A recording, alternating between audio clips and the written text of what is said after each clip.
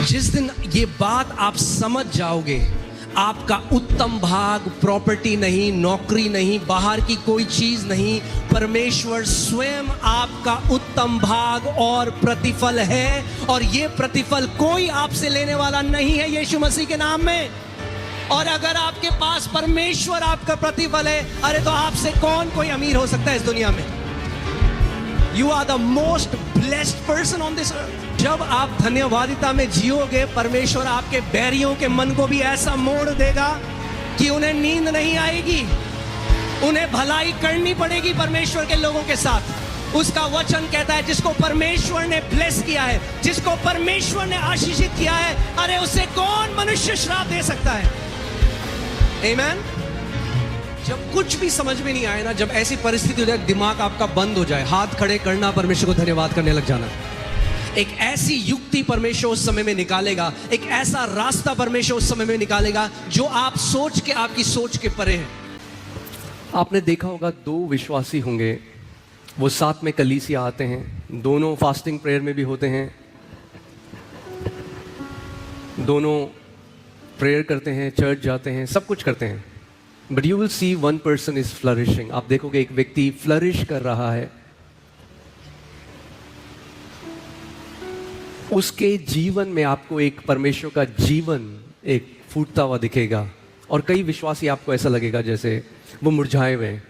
हाँ, देखा आपने, घर में आपके कोई फूल आया, पहले दिन ताज़ा लगता है, एक दो दिन बाद मुरझा जाता है। कई ऐसे विश्वासी आपको दिखेंगे that you won't find flourishing, you won't find life flowing out of them. So आज हम कुछ ऐसा सीखेंगे परमेश्वर के वचन से जो हम सब के लिए है, और हमें बार बार अपने आप को रिमाइंड करना है। और वो एक इवेंट नहीं, वो लाइफस्टाइल हम लोगों का होना चाहिए। और कई लोग इस बात को नहीं समझते कि उसकी पावर कितनी ज्यादा है। और मैं बात कर रहा हूं, आज का जो मेन वर्ड है वो है थैंक्सगिविंग। धन्यवादित होना कितना जरूरी है। To have a heart that is full of gratitude towards God. एक ऐसा हृदय होना जो परमेश्वर के लिए धन्यवादिता से भरा हुआ है। और हम वचन में देखेंगे क्या होता है उन विश्वासियों के जीवन में जो धन्यवादिता में नहीं चलते। हाउ देयर अंडरस्टैंडिंग इज डार्कन्ड, कैसे एक अंधकार उनके हृदय में आ जाता है। ओके, सबसे पहले आइए हम सब खड़े हो जाएं। Will just read a scripture and then फिर आप बैठ जाना। लूका 17:11 से 19। ऐसा हुआ कि वह यरूशलेम जाते हुए सामरिया और गलील के बीच में से होकर जा रहा था। किसी गांव में प्रवेश करते समय उसे 10 कोढ़ी मिले। उन्होंने दूर खड़े होकर ऊंचे शब्द से कहा, हे यीशु, हे स्वामी, हम पर दया कर। उसने उन्हें देखकर कहा, जाओ और अपने आप को याजकों को दिखाओ। और जाते ही जाते वे शुद्ध हो गए। तब उनमें से एक ने यह देखकर कि मैं चंगा हो गया हूं, ऊंचे शब्द से परमेश्वर की बड़ाई करते हुए लौटा और यीशु के पांव पर मुंह के बल गिरकर उसका धन्यवाद करने लगा। क्या करने लगा? धन्यवाद करने लगा। और वह सामरी था। इस पर यीशु ने कहा, क्या 10 शुद्ध ना हुए? तो फिर वे 9 कहां हैं? यानी यीशु एक्सपेक्ट कर रहा था कि वो 10 के 10 वापस आएंगे। But only one leper came back to give thanks. क्या इस परदेशी को छोड़ कोई और ना निकला जो परमेश्वर की बड़ाई करता? तब उसने उसको कहा, उठकर चला जा, तेरे विश्वास ने तुझे चंगा किया है। But if you see the word, यहाँ पे है, your faith has made you whole. तेरे विश्वास ने तुझे संपूर्ण किया है। जो बाकी 9 थे वो केवल चंगाई लेकर जा गए। आज कई ऐसे लोग हैं जो कलीसिया में आते हैं, उनके लिए प्रार्थना होती है, वे चंगे हो जाते हैं, मगर क्या जीवन में संपूर्णता है? चंगाई तो एक पहलू है आपका, एक एरिया है। आप बैठ जाइए। आप चंगे हो गए, अच्छी बात है। क्या आपका परिवार कैसा है? आपके हस्बैंड वाइफ का रिलेशनशिप कैसा है? आपके बच्चों के साथ आपका संबंध कैसा है? कि आपके घर में खुशहाली है? Is there joy and peace? It's not just healing. वो 9 चंगे होके चले गए, मगर एक जो वापस आया, जिसने धन्यवाद किया यीशु को, यीशु ने कहा क्योंकि तू वापस आया और क्योंकि तूने धन्यवाद दिया, तू केवल चंगा होके नहीं, तू संपूर्ण होके वापस जा रहा है। याद रखना, thankful people live a full life that God has for them. जो धन्यवादिता से भरे हुए लोग हैं, वो संपूर्णता में जीवन जीते हैं। संपूर्णता, बोलो संपूर्णता, होलनेस। दैट मीन्स, इसका मतलब है आपके जीवन का कोई ऐसा क्षेत्र नहीं होगा जहां परमेश्वर की सामर्थ, जहां परमेश्वर की भलाई, जहां परमेश्वर की भरपूरी आपके जीवन में कार्य ना करे। आमीन। जब बाइबल आप स्टडी करेंगे, आप देखेंगे thankfulness is a command in the Bible, it's not a suggestion. परमेश्वर हमें सजेशन नहीं दे रहा, वो नहीं कह रहा मन करे तो कर लो। It's a command to be thankful.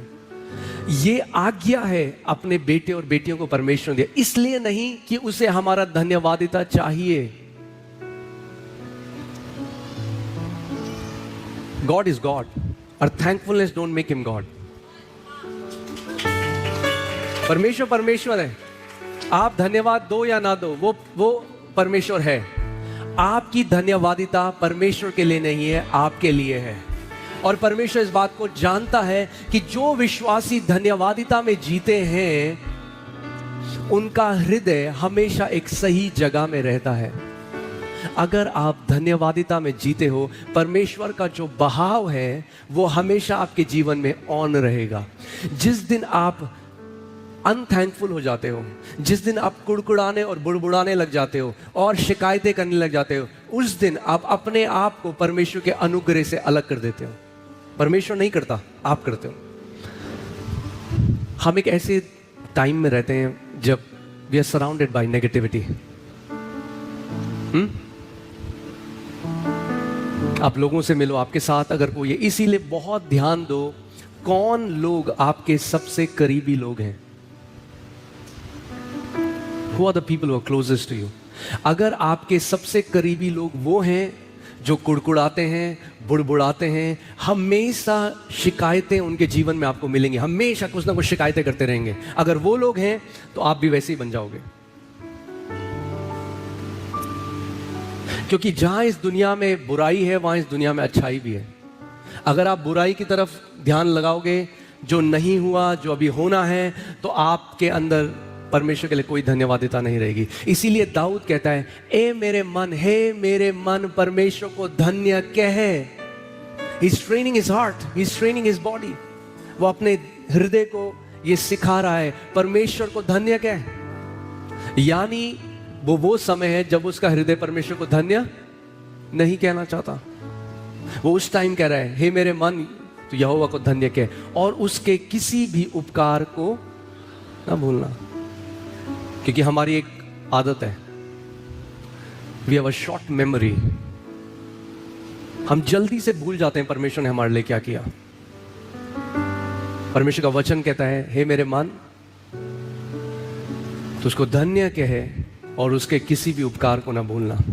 परमेश्वर का वचन कहता है, हर चीज से बढ़कर अपने हृदय की रक्षा कर। यानी अपने स्टॉक से बढ़कर, अपने घर से बढ़कर, अपनी गाड़ी से बढ़कर, अपने सोने से बढ़कर, अपनी प्रॉपर्टी से बढ़कर, अपने नाम शोहरत, इन सब से बढ़कर किस चीज की रक्षा कर? अपने हृदय की रक्षा कर। Because out of it flows the issues of life. नीति वचन 4:23, इसमें मन लिखा है, या इंग्लिश से इज हार्ट। सबसे अधिक अपने मन की रक्षा कर। इसका मतलब परमेश्वर ये नहीं कह रहा बाकी चीजों की रक्षा मत कर, बाकी चीजों की रक्षा कर, मगर सबसे बढ़कर अपने मन की रक्षा कर। क्यों? क्योंकि जीवन का मूल स्रोत यही है। English Bible says for out of it flows the issues of life. तेरा जो जीवन है वो यहां हृदय से बह रहा है। So whatever you are experiencing right now, अगर आप कह रहे हो जिंदगी बेकार है, वो इसलिए बेकार है क्योंकि आपका हृदय का अनुभव वैसा है। अगर आप कह रहे हो जिंदगी बहुत ब्लेस्ड है, तो वो इसलिए है क्योंकि आपके हृदय के अंदर वो अनुभव है। ये बाहर से नहीं है, ये अंदर से है।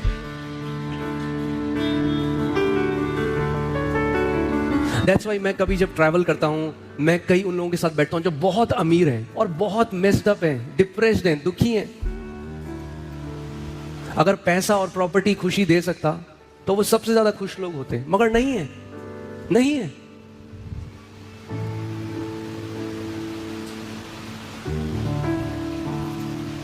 Above all things guard your heart, क्योंकि समझो दो लोग उसी छत के नीचे रह सकते हैं।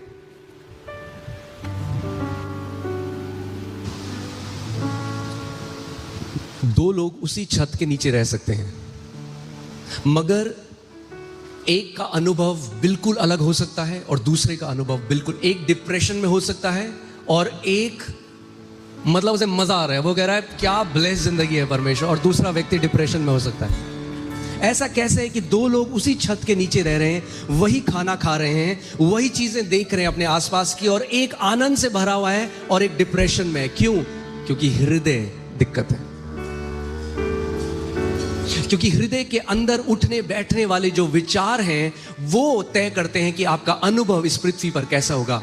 जो डिप्रेस्ड है उसके अंदर वही विचार चल रहे हैं, जो खुश है उसके अंदर अलग विचार चल रहे हैं।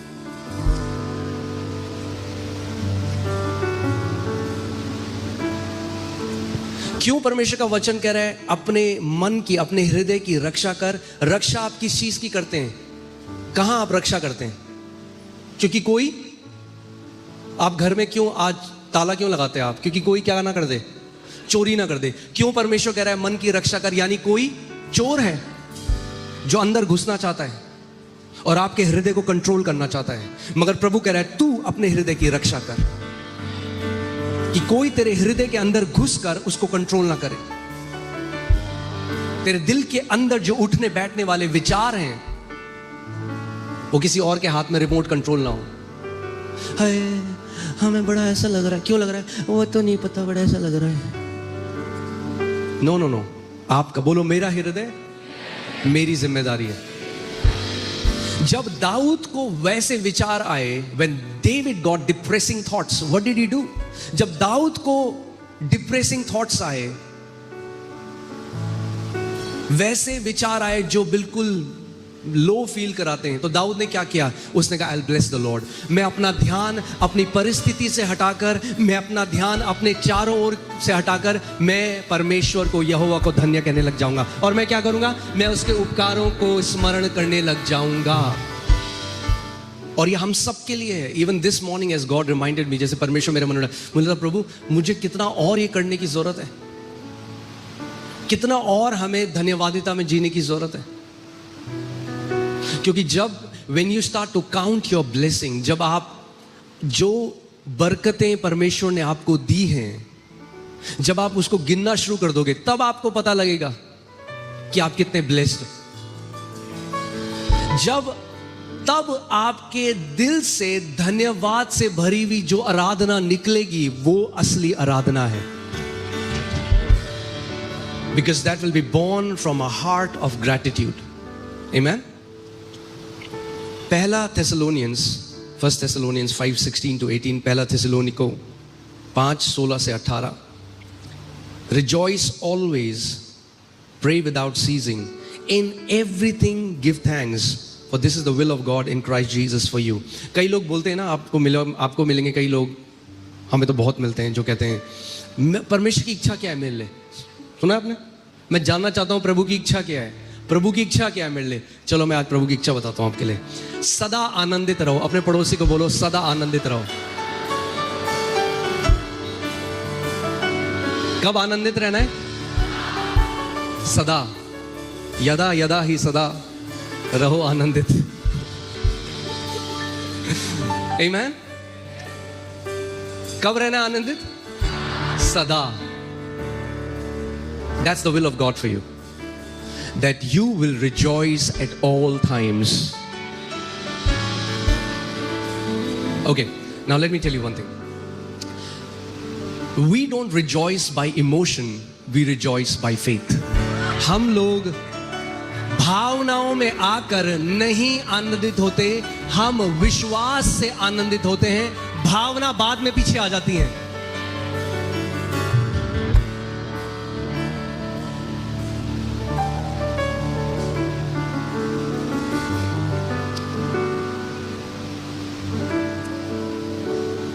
Amen? So what's the will of God for you? Rejoice always. मैं हमेशा ये बात बोलता हूं, अगर मसीह खुश हो जाएं तो बेदारी आ जाएगी.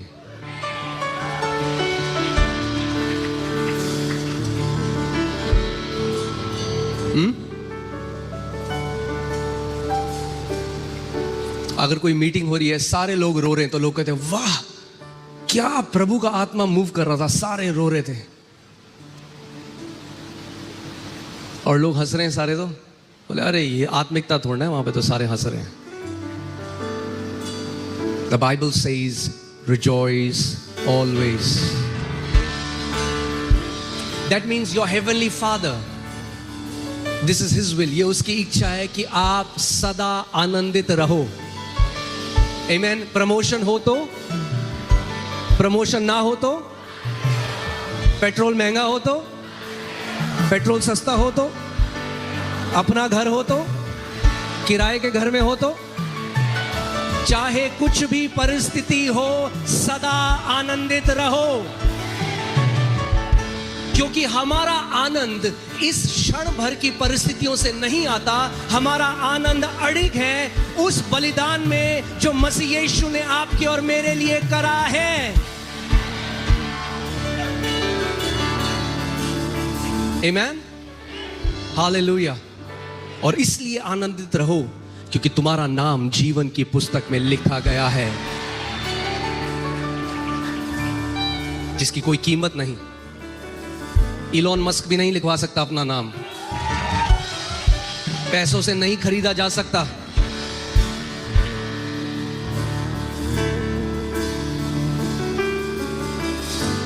Amen? So कब आनंदित रहना है? सदा. That means it's something that we'll have to learn. क्यों परमेश्वर का वचन कह रहा है सदा आनंदित रहो? क्योंकि हम स्वर्ग के प्रतिनिधि पृथ्वी पे हैं, और स्वर्ग में जो हमारे भाई बहन है, जो हमारा परिवार है, वचन कहता है the family in heaven and family on earth. एक परिवार स्वर्ग में है, एक परिवार पृथ्वी में है. स्वर्ग में लगातार क्या है लोग? आनंदित. और यीशु ने कहा प्रार्थना करो जैसे स्वर्ग में पिता की इच्छा पूरी होती है वैसे पृथ्वी पे भी हो. अगर स्वर्ग में हमारा परिवार सदा आनंदित है तो पृथ्वी में भी परमेश्वर का वचन कह रहा है तुम सदा आनंदित रहो.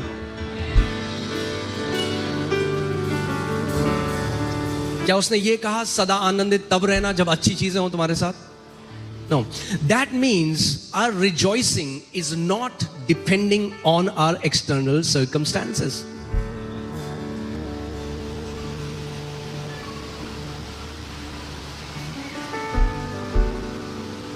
सदा आनंदित रहो. कब आप आनंदित रह सकते हो सदा? जब बार बार आपका ध्यान उस चीज में जाता है जो मसीह ने आपके लिए किया है.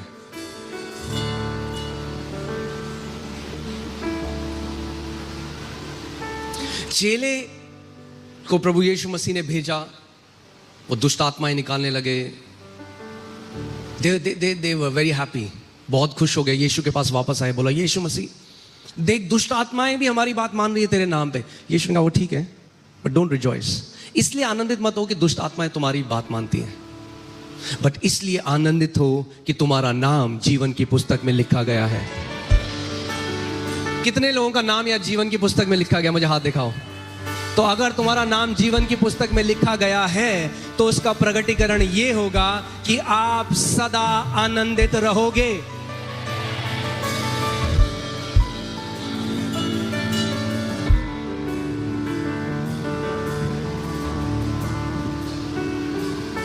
आज मैं आपको ये कुंजी बता रहा हूँ, वो सीक्रेट बता रहा हूँ। मैं जब दिल्ली आया, जब मैं नौकरी करता था, तो एक टॉप फ्लोर पे मालवीय नगर का कमरा था, उसकी टॉप फ्लोर थी टिन की।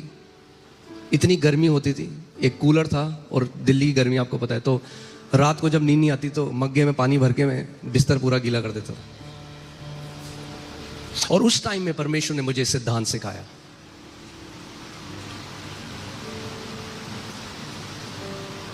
दुनिया के लोग जब उनको कुछ दिया जाता है तो पकड़ के कहते हैं थैंक यू। विश्वास के लोग पहले पकड़ने के थैंक यू बोलते हैं। हम अलग लोग हैं, आमीन। हम तब थैंक यू बोलते हैं जब कोई और नहीं देखता, मगर जो हम विश्वास की आंखों से देख लेते हैं।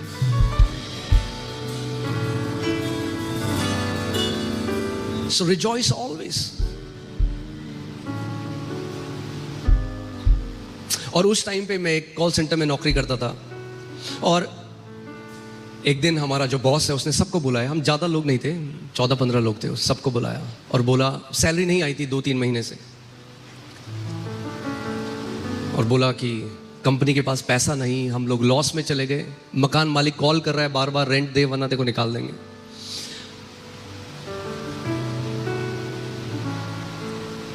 उसने बुलाया, कहा कोई पैसा नहीं है तो अब तो सब बंद करो, अपना लैपटॉप और घर जाओ।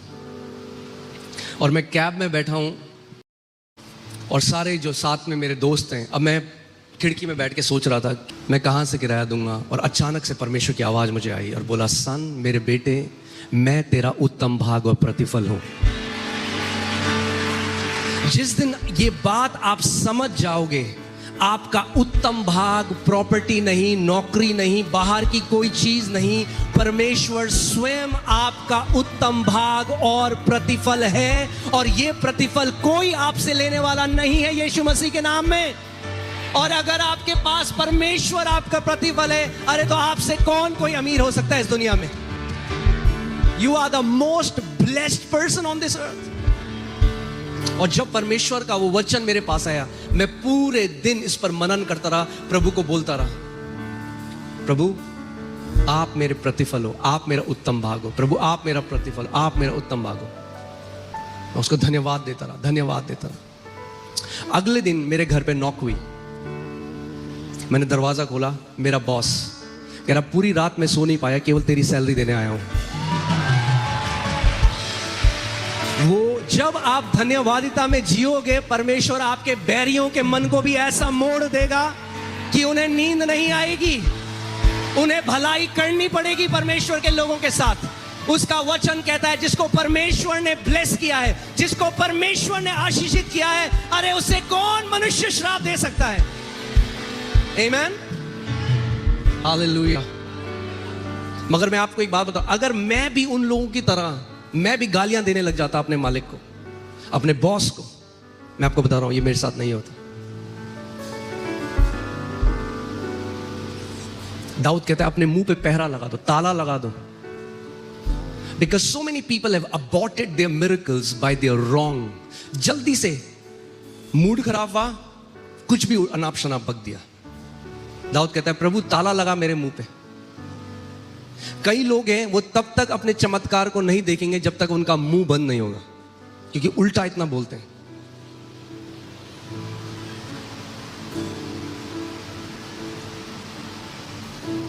आमीन, ये सिद्धांत है।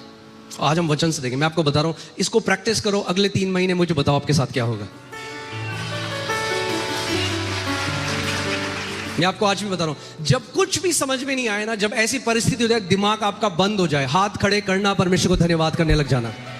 एक ऐसी युक्ति परमेश्वर उस समय में निकालेगा, एक ऐसा रास्ता परमेश्वर उस समय में निकालेगा जो आप सोच के, आपकी सोच के परे है। आप सोच नहीं सकते उसको, आप सोच नहीं सकते। और जब मैं उस टाइम में था, उस टाइम परमेश्वर मुझे ये सिखाने लगा। और मैं एक बार ऑफिस से घर आया, रात का समय था, और वो जो लॉक होते हैं जो डोर में ही होता है, अलग से जो ताला नहीं होता, और मैंने कहीं चाबी खो दी। अब मैं घर आया, रात का समय है, चाबी नहीं है, अब दरवाजा भी नहीं तोड़ सकते, वो काफी मजबूत लॉक था। मैं सोच रहा हूँ मैं क्या करूँगा, बिल्कुल समझ में नहीं आया, कहाँ रात को गर्मी है, सीढ़ी के बाहर कैसे रहूँगा। तो जब सब कुछ समझ में नहीं आया ना, मैं प्रभु को धन्यवाद, मैं कहा प्रभु तेरा धन्यवाद, प्रभु आप एक अच्छे पिता हो, प्रभु आप धन्यवाद, प्रभु आप एक अच्छे पिता हो, मैं प्रभु को धन्यवाद। अचानक प्रभु की आवाज़ मुझे आई। मालवीय नगर में एक चाबी बनाने वाला बैठता था। मैं आज आपको अपनी लाइफ से कुछ छोटी छोटी चीज़ें बता रहा हूँ। मालवीय नगर में एक चाबी बनाने वाला बैठता था जो 7-8 बजे चला जाता था। उसकी दुकान में भी लिखा होता था 8 बजे लास्ट चला जाएगा। तो प्रभु ने कहा जा, वो वहाँ पे है। अब मैं प्रभु से बात करूँगा, प्रभु तो 8 बजे चल जाता है, तो रात 12 बजे। प्रभु ने कहा जा, वो वहीं है। मैं गया, फिर रात को पैदल चलता हुआ गया मेन रोड में। जब मेन रोड में गया तो चाबी वाला वहाँ चाबी बना रहा। तो मैंने उससे बोला भैया आप तो 7-8 बजे चले जाते हो, इतनी रात तक क्या रुक के क्या कर रहे हो? कह रहे भैया आज मुझे 200-300 चाबियों का ऑर्डर आया, आज रात वो बनानी है। जब आप अपनी विपरीत परिस्थिति में परमेश्वर को धन्यवाद देने लग जाते हो, परमेश्वर जहां कोई मार्ग नहीं है, जहां मरुस्थल है, उसके बीच में से आपके लिए एक ऐसा मार्ग निकालेगा, एक ऐसा मार्ग निकालेगा जो आपको जीवन की ओर ले जाएगा।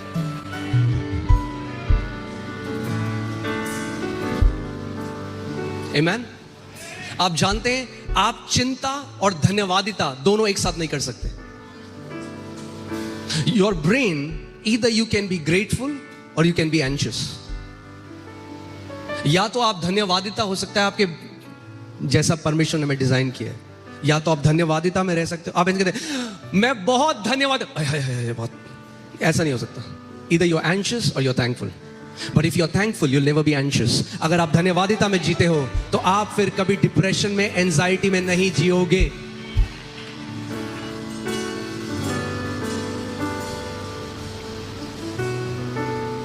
Amen? Okay. So फिर से चलते हैं पहला थेसलोनियंस में। Rejoice always.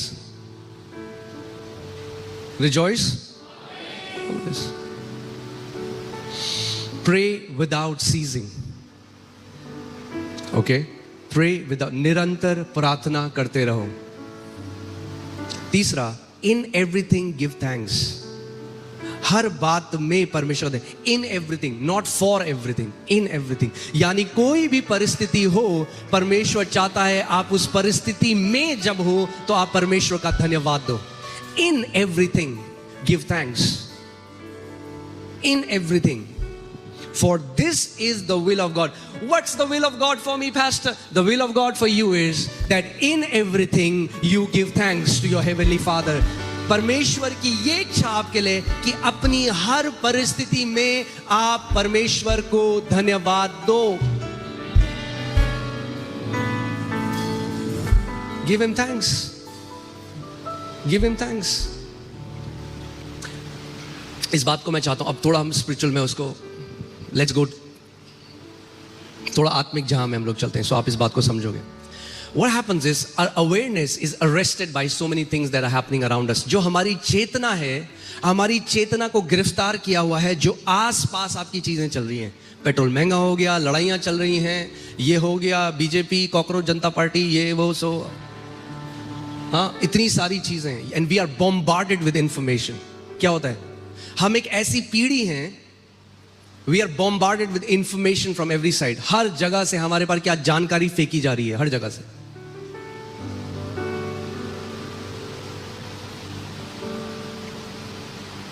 सो क्या होता है, जब आपकी अवेयरनेस पूरी ये चल रही है ना, अब आप प्रार्थना भी करने गए ना अगर, तो प्रार्थना मुंह से हो रही है मगर हृदय ना इन चीजों में आपका, your awareness is not on God.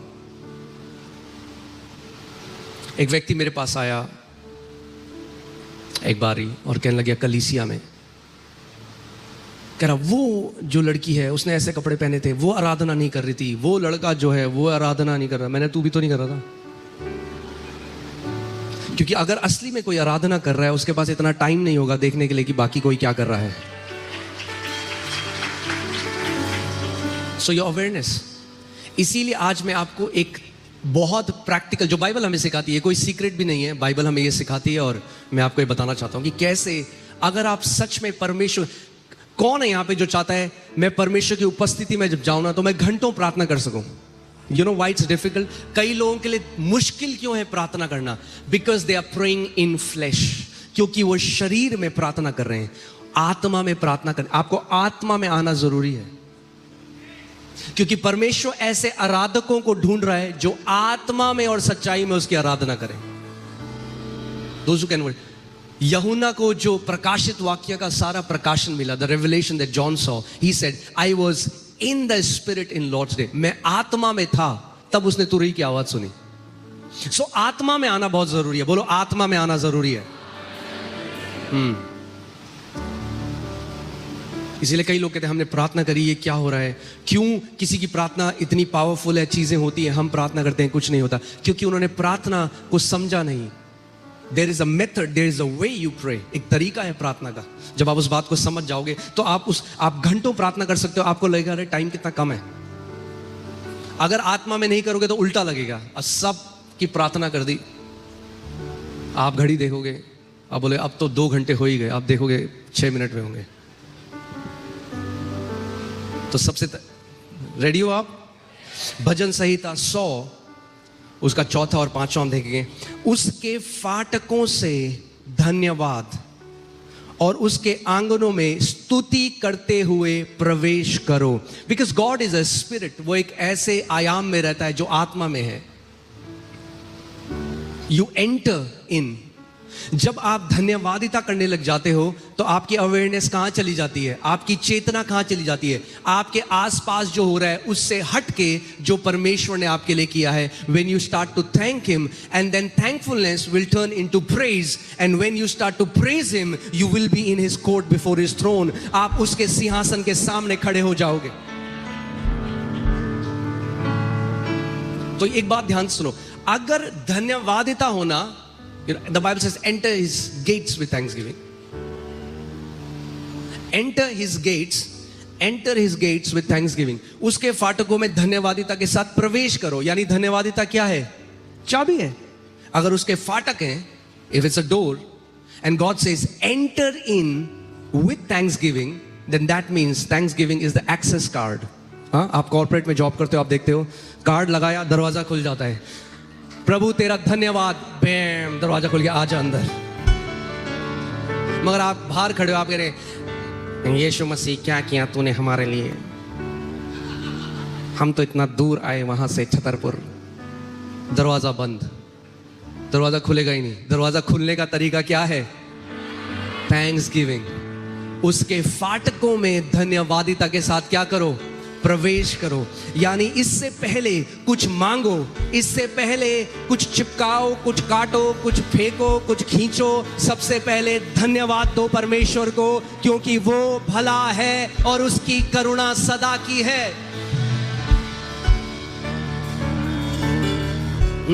अब सोचो, अगर मेरा कोई बच्चा मेरे पास आए, लेट्स टेक एन एग्जांपल, अमाया मेरे पास आती है, वो हमेशा ऐसी करती है। वो मेरे मोनू के पास आएगी, randomly she'll say thank you mama, thank you papa, thank you for giving me gifts, thank you आपने मेरे लिए ये किया, thank you, randomly। और जब वो ऐसा कहती है ना, मेरा मन करता है अभी इसको लेके मैं एक और गिफ्ट देने का मन कर रहा है मुझे। that's what how your heavenly father feels।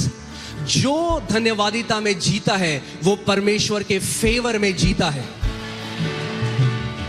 जब आप परमेश्वर कहते हो प्रभु तेरा धन्यवाद, प्रभु तू इतना भला है, आप एक अच्छे पिता हो, प्रभु आप मेरे एक अच्छे पिता हो, प्रभु कहता है वाह। वो दूसरा कह रहे हैं, दूसरा बच्चा करके क्या किया आपने मेरे लिए, क्या किया? मेरा बर्थडे का केक वेनिला वाला था, केवल मुझे चॉकलेट वाला चाहिए था। We'll come to that. Do you know that grumbling is a sin and God hates it? आप जानते हैं परमेश्वर कुड़कुड़ाहट, बुड़बुड़ाहट और शिकायत करने से नफरत करता है। Hear this, if faith pleases God, then complaining displeases God। अगर विश्वास से परमेश्वर प्रसन्न होता है, शिकायती होने से परमेश्वर नाखुश होता है।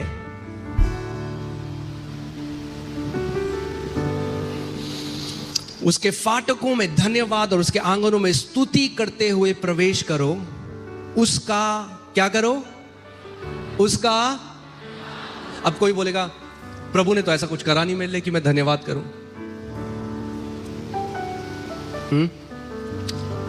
हम परमेश्वर का धन्यवाद केवल इसलिए, वो जो उसने हमारे लिए किया है वो बाद में आता है, मगर पहला धन्यवाद इसलिए नहीं कि प्रभु ने हमारे लिए क्या किया है, पहला धन्यवाद इसके लिए है जो परमेश्वर है।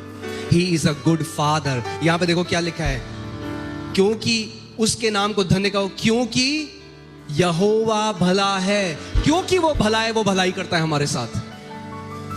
But we are thankful. The foundation of our thankfulness is because our Father is good.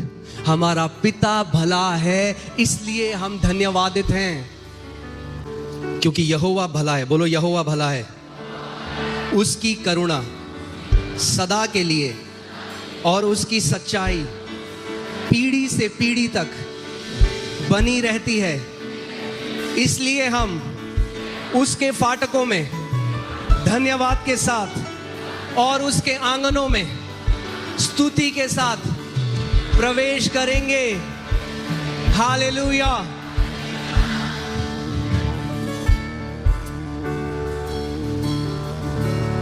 आमीन।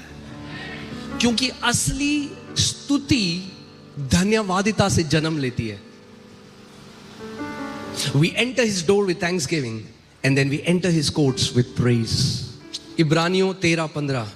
इसलिए हम उसके द्वारा यानी मसीह के द्वारा स्तुति रूपी बलिदान अर्थात उन होठों का फल जो उसके नाम का अंगीकार करते हैं परमेश्वर को सर्वदा चढ़ाया करें। अभी सबसे बड़ा चढ़ावा आपका क्या है परमेश्वर के लिए?